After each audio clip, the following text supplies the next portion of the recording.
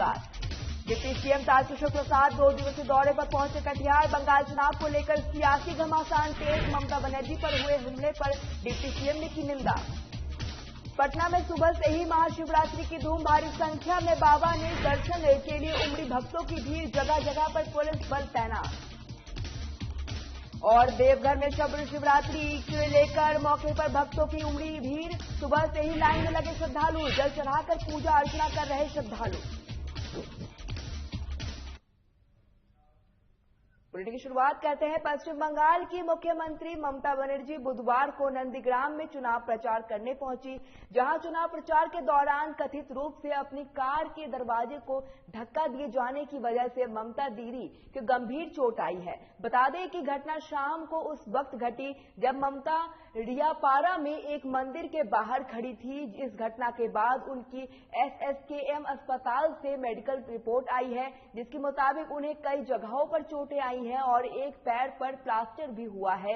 राज्य सरकार ने बनर्जी के इलाज के लिए 5 सीनियर डॉक्टर की एक टीम बनाई है। डॉक्टरों ने कहा कि उन्हें अगले 48 घंटे के लिए निगरानी में रखा जाएगा। हमले के बाद ममता बनर्जी के सीने में दर्द और सांस फूलने की शिकायत भी की है। आपको बता दें कि कल शाम ममता बनर्जी के साथ हिंसा हुई थी, जिससे उनके पैर में सूजन आ गई और कोलकाता में SSKM अस्पताल में भर्ती कराया गया। पश्चिम बंगाल के राज्यपाल जगदीप धनखड़ ने उनका हालचाल जानने के लिए अस्पताल गए थे। वहीं इस पूरे मामले में बीजेपी ने मामले के CBI जांच कराने की मांग की है, जबकि चुनाव आयोग ने घटना पर रिपोर्ट मांगी है।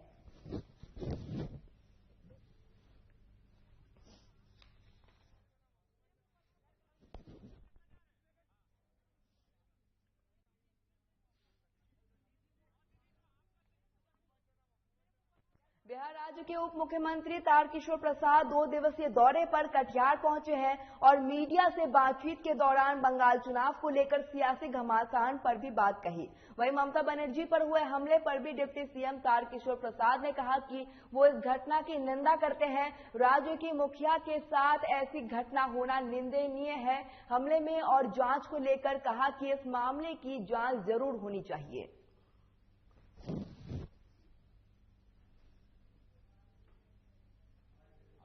ममता बनर्जी पर हमला हुआ है तो ममता बनर्जी के नेतृत्व में वहां पश्चिम बंगाल की सरकार चल रही है, उस पर कार्रवाई होनी चाहिए और मैं इसकी निंदा करता हूं।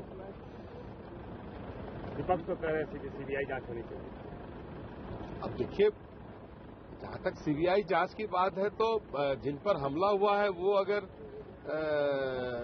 लिख कर देंगे कि CBI जांच होना चाहिए तो फिर पश्चिम बंगाल की राज्य सरकार उसको देखेगी। समस्तीपुर के जिला के विभूतपुर थाना क्षेत्र में सिंगिया घाट पर दुकान के घुसकर तोड़फोड़ और लूट की घटना सामने आई है। इस लूटपाट की विरोध करते हुए दुकानदार के साथ मारपीट करते हुए उनके जान से मारने की धमकी भी दी गई। वहीं दुकानदार द्वारा शोर मचाने पर आरोपी धमकी देते हुए फरार निकला और इस मामले में पीड़ित ने विभूतिपुर थाने में आवेदन देकर कार्रवाई की मांग की है। पीड़ित राम जानिश कुमार ने बताया कि वे अपनी दुकान पर बैठे हुए थे। इसी दौरान 20 से 25 की संख्या में लोग गाली गलौज करते हुए दुकान में घुस गए और इस दौरान दुकान के द्वार में घुसकर तोड़फोड़ की और लूटपाट भी की। इसके बाद पीड़ित ने इस मामले में बड़े पदाधिकारी से कार्रवाई की गुहार की है।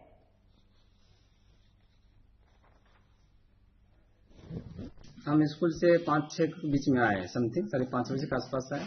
हम गए खाना खाने के लिए। खाना खाने के बाद नीचे उतरे, काउंटर पर बैठे हुए थे और बगल में एजुकेशन कोचिंग चल रहा है, जो बराबर झंझट होता है वहाँ पे लड़का लड़की के कोई किसी भी कारण से बराबर होते ही रहता है। हम लोग ऐसे अंठिया थे कि चलो भाई अपने आपस में है, अपना सुलझा जाएगा। लेकिन देखिए जब लाठी डंडा शुरू हो गया आपस में, लड़का लोग दोनों तरफ से हो रहा था। जो भी हो, है ना, हम नहीं जानते कौन किससे लड़ाई हो रहा था। हम गए छुड़ाने के लिए, उद्देश्य हम गए छुड़ाने के लिए।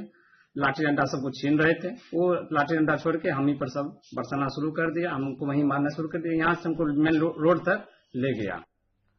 आज महाशिवरात्रि के पावन मौके पर मोकामा में शहरी और ग्रामीण इलाकों में शिव महोत्सव की धूम है। इस क्षेत्र में तमाम शिवालयों ने श्रद्धा, आस्था और विश्वास का सैलाब उमड़ पड़ा है।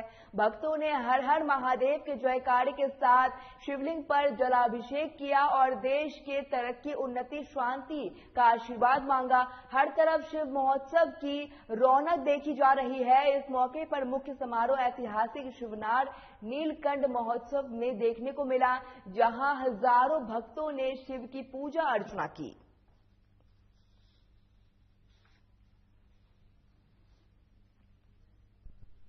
आज महाशिवरात्रि है। महाशिवरात्रि के मौके पर पटना के शिव मंदिर में भक्तों की सुबह से ही भीड़ देखनी जा रही है।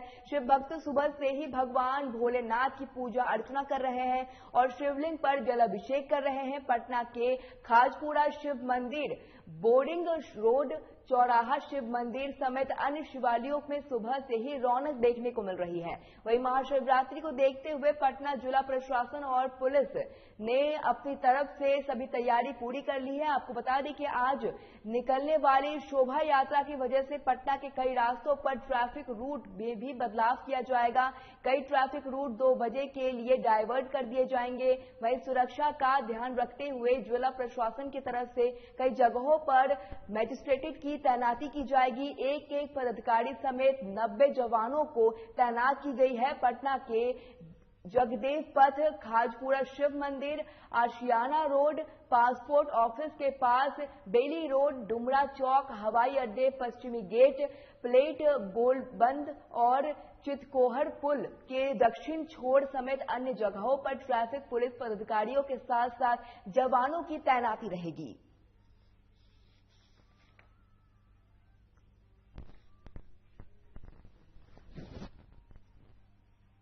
देवघर में महाशिवरात्रि के मौके पर भक्तों की भीड़ उमड़ पड़ी है, जहां सुबह से ही श्रद्धालुओं लाइन में लगे हुए हैं। श्रद्धालु शिव जी के जल चढ़ाकर पूजा अर्चना कर रहे हैं। वहीं श्रद्धालुओं को किसी भी तरह की परेशानी ना हो, इसके लिए उपायुक्त मंजुनाथ भजंत्री सुबह से ही सुरक्षा व्यवस्था की मॉनिटरिंग कर रहे हैं। साथ ही श्रद्धालुओं की व्यवस्था की भी जानकारी ले रहे हैं। इस दौरान उपायुक्त ने कहा कि महाशिवरात्रि बड़ी संख्या में श्रद्धालुओं की भीड़ देखने को मिल रही है। श्रद्धालुओं को किसी तरह की परेशानी न हो, इसका पुख्ता इंतजाम किया गया है। जगह जगह पर पुलिस बल तैनात किए गए हैं। वहीं श्रद्धालुओं की सुबह से ही सहायता केंद्र भी खोले गए हैं।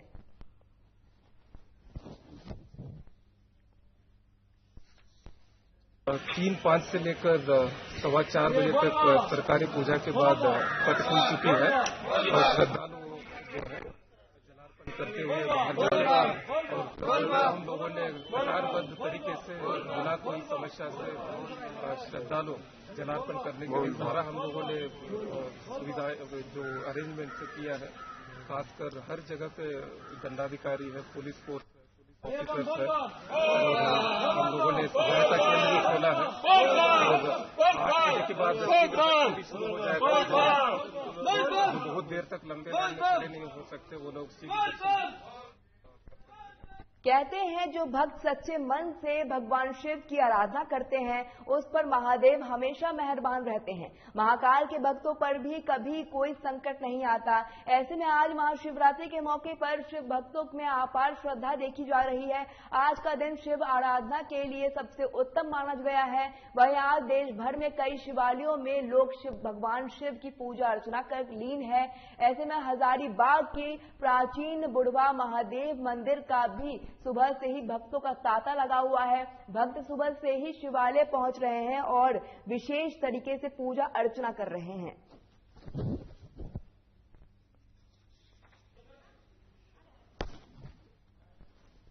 हजारीबाग के सबसे प्राचीन शिवलिंग और मंदिर में ये प्राचीन बुढ़वा महादेव है। ये लगभग 500 वर्ष पुराना मंदिर है और हर साल लगातार भक्तों का तांता यहाँ लगा रहता है। लाखों बार यहाँ महामृत्युंजय जप, रुद्राभिषेक और ये मनोकामना शिवलिंग है। यहाँ आज रात में श्रृंगार दर्शन होगा, विद्युत सज्जा होगी और रात भर गायन वादन का कार्यक्रम चलेगा। शाम में खीर का प्रसाद वितरण होगा और यहाँ प्रत्येक सोमवार को श्रृंगार होता है, आरती ये सब होता है लगातार। लातेहार में महाशिवरात्रि को लेकर शिव मंदिर में श्रद्धालुओं की भारी संख्या में भीड़ देखने को मिल रही है। आपको बता दें कि महाशिवरात्रि को लेकर भक्तों ने एक दिन पहले से ही तैयारी शुरू कर दी थी। वहीं शिवरात्रि को लेकर सुबह से ही शिव मंदिर में भक्तों का आना शुरू हो गया है, जिससे मुख्यालय के बाजार टांड स्थित शिव मंदिर में सुबह 4 बजे से ही भक्तों की लाइन लगी हुई है, जहां भक्त महादेव के दर्शन पूजन के लिए अपनी बारी आने का इंतजार कर रहे हैं। हालांकि इस दौरान सुरक्षा व्यवस्था की पुख्ता इंतजाम देखने को मिला है। वहीं मंदिर परिसर में भारी भीड़ होने के चलते लोगों को जल चढ़ाने में परेशानी भी हुई।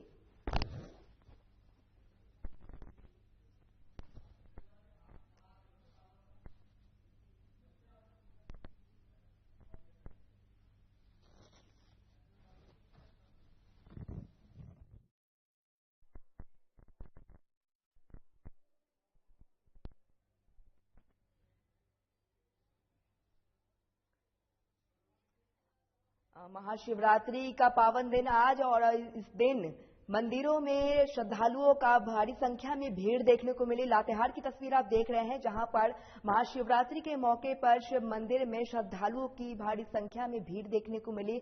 महाशिवरात्रि को लेकर भक्तों ने एक दिन पहले से ही तैयारी शुरू कर दी। फिलहाल वक्त हो चला है छोटे से ब्रेक का। देखते रहिए साधना प्लस।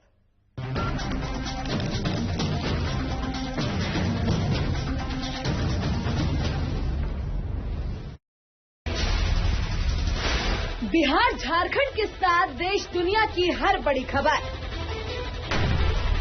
देखिए फटाफट अंदाज में शाम 7:30 बजे। खबरें सुपरफास्ट सिर्फ साधना प्लस पर।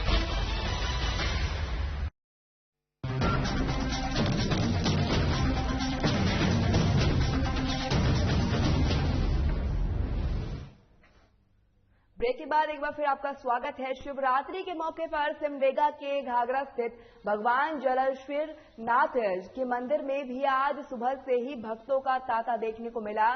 चट्टानों के बीच कल करती जलधारा में विराजमान भगवान भोलेनाथ की आराधना करने में काफी दूर से लोग यहां पहुंचे हैं। वहीं बाबा भोले की आराधना करने के लिए मंदिरों में महिलाओं की काफी संख्या में पहुंची है, जहां पर भगवान की पूजा पाठ किया जा रहा है। वहीं मौके पर मंदिर के पुजारी हेमंत महाराज ने बताया कि लंबे समय से यहां भगवान भोलेनाथ विराजमान है। पहाड़ और चट्टानों के बीच में अवस्थित भगवान के जलेश्वर नाथ के दर्शन करने के लिए सभी की मनोकामना पूरी होती है।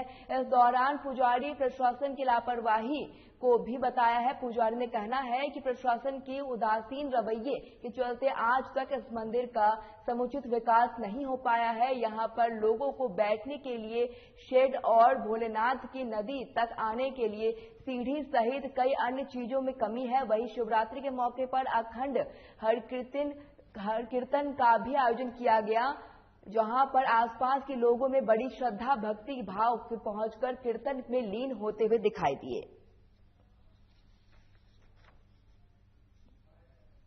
बीच नदी में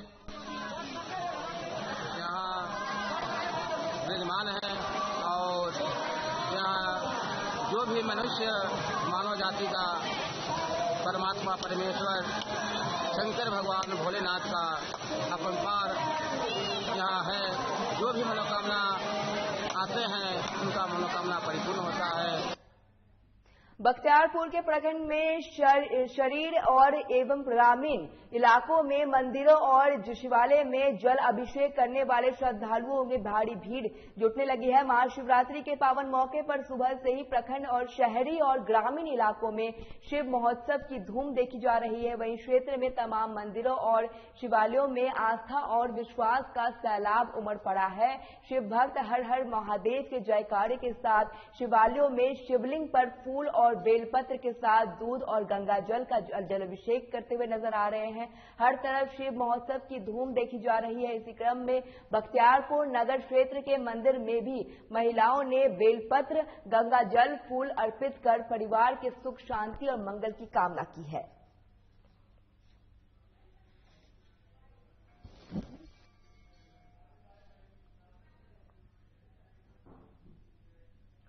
यूं तो अक्सर मंदिर या थाने में पुलिस के द्वारा शादी कराई जाती है, लेकिन आज न्यायालय परिसर में एक कैदी का मौलाना ने निकाह कराया है। बताया जा रहा है कि मुसरी घाघरी थाना क्षेत्र के रहीमपुर रोदाली गांव में बीते साल एक नाबालिग के साथ दुष्कर्म की घटना घटी थी, जिससे आरोपी युवक के खिलाफ पोस्को एक्ट के तहत मामला दर्ज कराया गया था, जिसमें पुलिस ने युवक को गिरफ्तार कर जेल भेज दिया है। आपको बता दें कि पोस्को एक्ट के तहत आने वाले मामले में सजा आजीवन कारावास के साथ साथ फांसी की दी जाती है, लेकिन आरोपी को बचाने के लिए ग्रामीणों ने राय मशवरा कर आज कोर्ट परिसर में मौलानाओं को बुलाकर निकाह करा दिया। वहीं न्यायालय परिसर में निकाह देखने के लिए लोगों की भीड़ जुट गई, जिससे इतिहास में भी पहली घटना है जो कि न्यायालय परिसर में किसी की कैदी की शादी हुई है।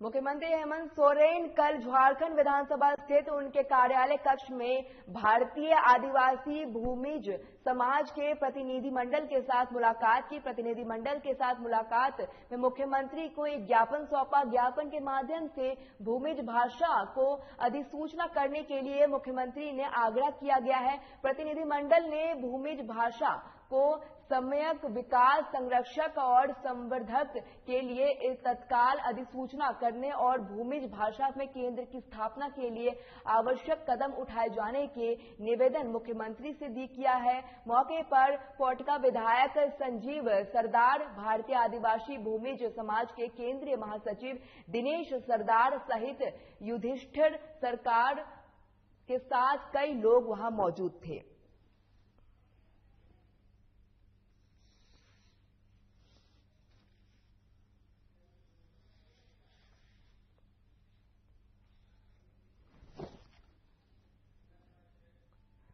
बंगाल चुनाव में आजसू बीजेपी के साथ मिलकर चुनाव लड़ेगी। आजसू ने पहले बंगाल के 30 से 35 सीटों पर चुनाव लड़ने का दावा किया है, लेकिन अब तक वे एनडीए के तहत सिर्फ एक सीट पर चुनाव लड़ने की जा रही है और बाकी सभी प्रभावित सीटों पर बीजेपी का समर्थन करेगी। देखें किस तरह की रिपोर्ट है ये।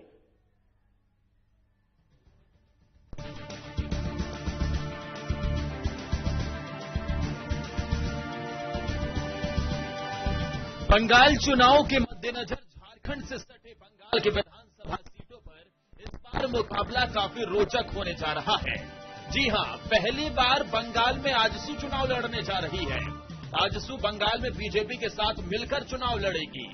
एनडीए ने आजसू को उसके प्रभाव क्षेत्र के हिसाब से झारखंड के सिल्ली विधानसभा से सटे पश्चिम बंगाल के बाघमुंडी विधानसभा सीट दी है। लिहाजा आजसू इस सीट पर अपना दांव आजमाएगी और बाकी सभी प्रभावित सीटों पर बीजेपी का समर्थन करेगी। बता दें कि सुदेश महतो ने कहा कि पार्टी को जहां जरूरत होगी हम वहां एनडीए का प्रचार करेंगे। बंगाल चुनाव में हम लोग साथ में चुनाव लड़ रहे हैं और हमारे बाघमुंडी जो सीट है उस पर पार्टी प्रत्याशी दे रही। शेष पर जो प्रभावित क्षेत्र हैं, जो झारखंड के प्रभावित क्षेत्र हैं, वहां पर भारतीय जनता पार्टी को पार्टी का समर्थन तय है। आप एक ही सीट पर लड़ेंगे? एक सीट पर ही हम लोग ने तय किया है कि एक विधानसभा जो अपना प्रभाव क्षेत्र के अंदर है वहां पर चुनाव लड़ेंगे। हम लोग में रहेंगे और जहां भी आवश्यकता होगी एनडीए के प्रचारक के रूप में हम लोग भाग भी।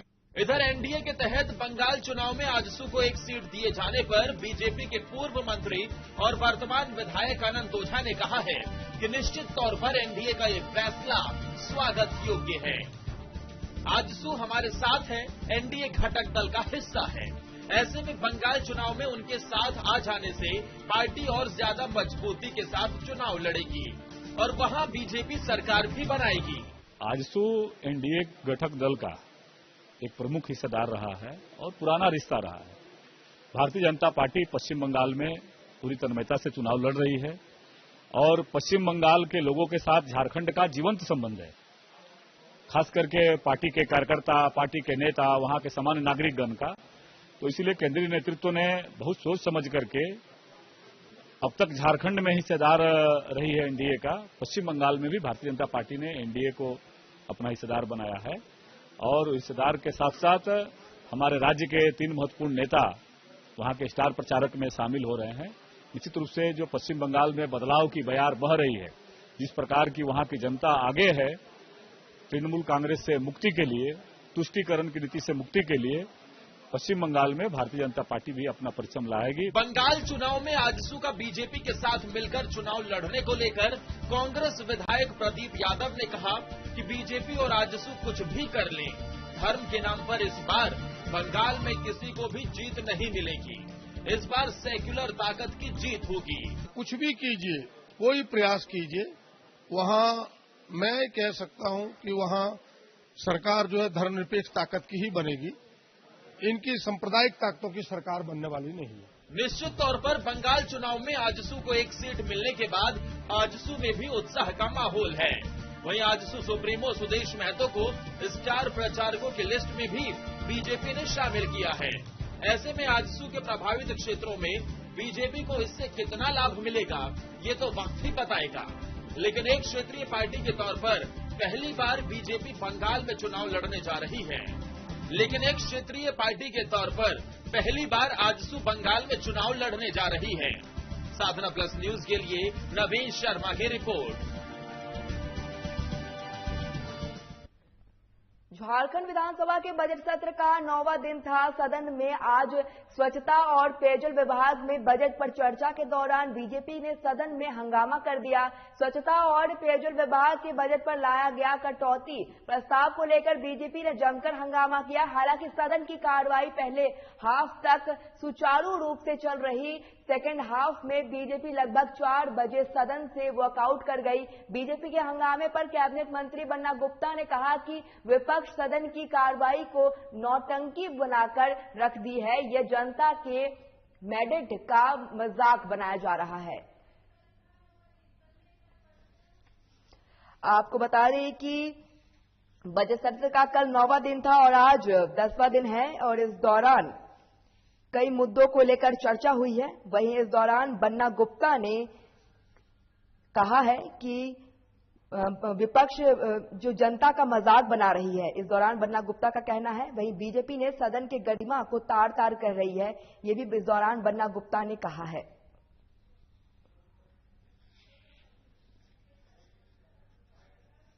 सदन को नाटक नौटंकी बनाकर जनता के विश्वास को छलने ठगने और अपनी जिम्मेवारियों से जो है विमुख हो रहा है। इसलिए मैं आपके माध्यम से भी ये कहूंगा कि वैचारिक मतांतर होना स्वस्थ लोकतंत्र की पहचान है, लेकिन वैचारिक मतांतर इस हद तक नहीं होना चाहिए जो व्यक्तिगत विद्वेष में परिणित हो। और लोकतंत्र में पक्ष विपक्ष दोनों का मजबूत होना लोकतंत्र के लिए शुभ होता है, लेकिन जिस आचरण और जिस व्यवस्था और जिस नियत के साथ विपक्ष जो है हमारे सदन में जिम्मेवारी से भाग रहा है और जिस तरीके से हल्ला गुल्ला शोर शराबा कर रहा है और जिस तरीके से असंसदीय भाषा तक का इस्तेमाल कर रहा है और सदन की गरिमा को तार तार कर रहा है, मैं समझता हूं कि ये शोभा नहीं देता। गोपालगंज से इस वक्त की बड़ी खबर आ रही है। आपको बता दें गोपालगंज में कई थानेदारों का तबादला हुआ है। गोपालगंज से बता रहे हैं आपको इस वक्त की बड़ी खबर, जहां जिले के कई थानेदारों का तबादला हुआ है। अब्दुल मजीद बने उचकान गांव के थानाध्यक्ष। इस दौरान उचगांव थानाध्यक्ष में उनको टेक्निकल सेल की जिम्मेदारी मिली है। वहीं माझागढ़ थानाध्यक्ष छोटन कुमार को धावे का थानाध्यक्ष बने हैं। धावे थानाध्यक्ष विशाल आनंद बनाए गए हैं। माढ़ागढ़ के थानाध्यक्ष और हवा इंस्पेक्टर बने हैं एसपी ओडीसी। गोपालगंज की इस वक्त की बड़ी खबर आपको बता रहे हैं, जहां जिले के कई थानेदारों का तबादला हुआ है। इस दौरान अब्दुल मजीद बने हैं उचका गांव के नए थाना अध्यक्ष। वहीं उचका गांव थाना अध्यक्ष को उनको टेक्निकल सेल की जिम्मेदारी मिली है। वहीं माझा अध्यक्ष छोटन कुमार बने हैं थावे के थाना अध्यक्ष बने हैं और थावे थाना अध्यक्ष विशाल आनंद बने हैं माझागढ़ के नए थाना अध्यक्ष। वहीं हथुआ इंस्पेक्टर बने हैं एसएसपी के ओडीसी। इसी खबर पर तमाम जानकारी के लिए हमारे साथ शैलेंद्र कुमार श्रीवास्तव जुड़ गए हैं। शैलेंद्र, गोपालगंज में थानेदारों का तबादला हो रहा है और इस दौरान ऐसा क्या हुआ जो इस दौरान सभी थानेदारों का तबादला किया जा रहा है गोपालगंज में? जी निश्चित नहीं, ये करीब 2-3 थानेदारों का तबादला किया गया है, जहाँ पे कि आपको बताते चले कि जो अब्दुल मजीद थे जो कि अभी वहाँ पे टेक्निकल सेल में थे, जिनको कि उसका गांव थाना का प्रभार दिया गया है, वहीं उसका गांव जो थाना प्रभारी थे उनको टेक्निकल सेल में दिया गया है। वहीं माझागढ़ के जो थाना प्रभारी थे उनको छोटे कुमार उनको थाने का थाना प्रभारी बनाया गया और थाने के थाना प्रभारी जो विशाल आनंद थे उनको माझा का बनाया गया है। तो कहीं न कहीं ये जो एसपी आनंद कुमार है उनके द्वारा एक कार्रवाई की गई है, जिसमें कि एक थाने से दूसरे थाने में तबादला की गई है। कहीं न कहीं जो काम करते थे वो थानेदार उस क्षेत्र में उनकी काफी समय से उनकी मौजूदगी थी, जिसको देखते हुए ये आनंद कुमार ने इस तरह का कार्रवाई की है कि ताकि आगे जो एक थानेदार एक थाने में ज्यादा दिन तक रहता है तो वहाँ के जो राजनीतिक दबाव या तमाम तरह की गरीबियां आ जाती है, ये एक तरह से कहिए या समस्याएं आ जाती है, तो दोनों को देखते हुए उसको इधर से उधर किया गया है। जी शैलेंद्र, क्या हम ये मान लें कि गोपालगंज में जो थानेदारों का तबादला हुआ है वो क्या एक राजनीतिक दबाव के कारण ये हुआ है? इसको इसकी पुष्टि नहीं की जा सकती है, क्योंकि अगर एक थाने पार्टिकुलरली अगर किसी एक थाने के थानेदार का तबादला किया जाता है या लाइन हाजिर किया जाता है, कोई कार्रवाई होती है, उसको राजनीतिक दबाव कहा जा सकता है। लेकिन अगर लगातार 3-4 थाने के थानेदारों को एक साथ अगर किया गया है तो इसमें कहीं राजनीतिक दबाव नहीं झलक रहा है। अगर ये भी एक दूसरी बात अगर कहा जाए तो हो सकता है कि काफी समय से अगर तीनों थानेदारों से अगर किसी थाने से अगर इन लोगों के विरुद्ध अगर कोई शिकायत मिल रही होगी तो इसकी पुष्टि नहीं हो पाई है। लेकिन लगातार 3 थाना का अगर किया गया है एक साथ तो इसमें कोई राजनीतिक दबाव नहीं दिख रहा है। गोपालगंज की खबर आपको बता रहे हैं, जहां पर कई थाने के थानेदारों का तबादला हुआ है। बहुत बहुत शुक्रिया शैलेंद्र कुमार श्रीवास्तव हमारे साथ जुड़े हुए थे इस खबर पर तमाम जानकारी देने के लिए।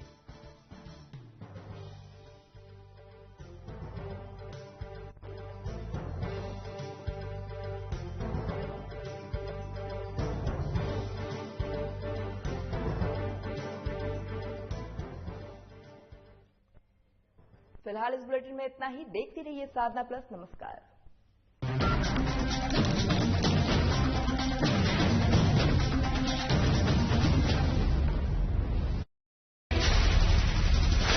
बिहार झारखंड के साथ देश दुनिया की हर बड़ी खबर देखिए फटाफट